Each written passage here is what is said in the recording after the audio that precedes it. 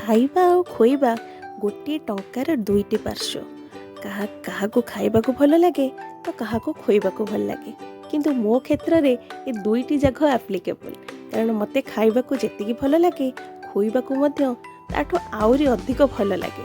ଆଉ ହଁ ସାଙ୍ଗମାନେ, ମୁଁ ଯେତେବେଳେ ଯାଏ ବାହାରକୁ, କୌଣସି ରେଷ୍ଟୁରାଣ୍ଟ ହେଉ କି ବାହାରେ ଷ୍ଟ୍ରିଟ୍ ଫୁଡ଼୍ ହେଉ, ଯାହା ବି ଖାଇବାକୁ ଯେତେବେଳେ ଯାଏ, କିଛି ନୂଆ ନୂଆ ଖାଇବା ମୁଁ ଖାଏ।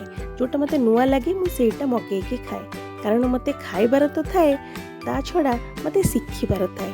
କାରଣ ମୁଁ ଗୋଟେ ଥର ଯେଉଁଠି ଖାଏ ଯାଇ, ତାପରେ ନେକ୍ସଟ ଟାଇମ୍ ମୁଁ ସେଇ ଜିନିଷଟା ସେଇଠୁ ଶିଖିକି ଆସେ। ଶିଖିକି ଆସିଲା ପରେ ମୁଁ ଆସିକି ଘରେ ମୋ କାମ ଚଲେଇ ଦିଏ।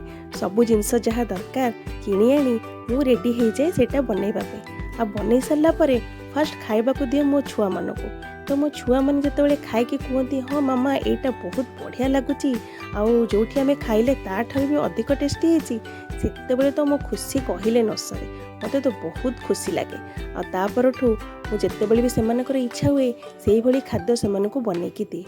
କାରଣ ଛୋଟ ପିଲା, ସେମାନଙ୍କର ଡେଲି ଚଟପଟା କିଛି ଖାଇବାକୁ ଇଚ୍ଛା ହୁଏ। ସବୁବେଳେ ଆମେ ବାହାରୁ ଯାଇକି ଷ୍ଟ୍ରିଟ୍ ଫୁଡ଼୍ କିମ୍ବା ରେଷ୍ଟୁରାଣ୍ଟରେ ଖାଇବା ଦେବାଟା ବି ଠିକ୍ ନୁହେଁ। କାରଣ ଆମେ ତ ଜାଣିନେ ସେମାନେ କେତେ ହାଇଜେନିକ୍ ୱେରେ ଖାଇବାଟା ବନାଉଛନ୍ତି। କିନ୍ତୁ ଆମେ ଘରେ ଗୋଟେ ଖାଇବା ବନେଇକି ଦେଲେ ଆମକୁ ଗୋଟେ ସାଟିସ୍ଫାଏ ଲାଗେ, ହଁ ଆମେ ଘରେ ପୁରା ପରିଷ୍କାର ପରିଚ୍ଛନ୍ନରେ ସେମାନଙ୍କୁ ଖାଇବାଟା ବନେଇକି ଦେଲେ, ଯେଉଁଟାକି ତାଙ୍କ ପାଇଁ କିଛି ଖରାପ ନୁହେଁ। ଆଉ ବାହାରୁ ଯେତେବେଳେ ବି ଖାଇକି ଆସିଲେ ପିଲାମାନଙ୍କର ଦେଖିଥିବେ ପେଟ ଦରଜ କରେ। କାହିଁକି ନା ସେମାନେ ବାହାରେ ଯେତେବେଳେ ସେଟାକୁ ଛାଣନ୍ତି, କିଛି ବି କରନ୍ତି, ସେଥିରେ କିଛି ବି ପଡ଼ିଯାଇଥାଏ। ତ ସେଥିପାଇଁ ସେମାନଙ୍କର ପେଟ ଦରଜ କରେ। ତ ଘରେ ଆମେ ବନେଇକି ଦେଲେ, ଯେଉଁଟାକି ପିଲାମାନଙ୍କର ପେଟ ବି କିଛି କାଟିବନି, ଆଉ ସେମାନେ ଖୁସିରେ ବି ଖାଇବେ। ଆଉ ଆମେ ବି ଗୋଟେ ସାଟିସ୍ଫାଏ ହେବା ଯେ ନାଇଁ ଆମ ପିଲାଟା ଭଲ ଖାଇବାଟା ଖାଇଲା। ତ ଆପଣ କ'ଣ କରନ୍ତି ସେଇଟା ମୋତେ କମେଣ୍ଟ ମାଧ୍ୟମରେ ନିଶ୍ଚୟ ଜଣାଇବେ।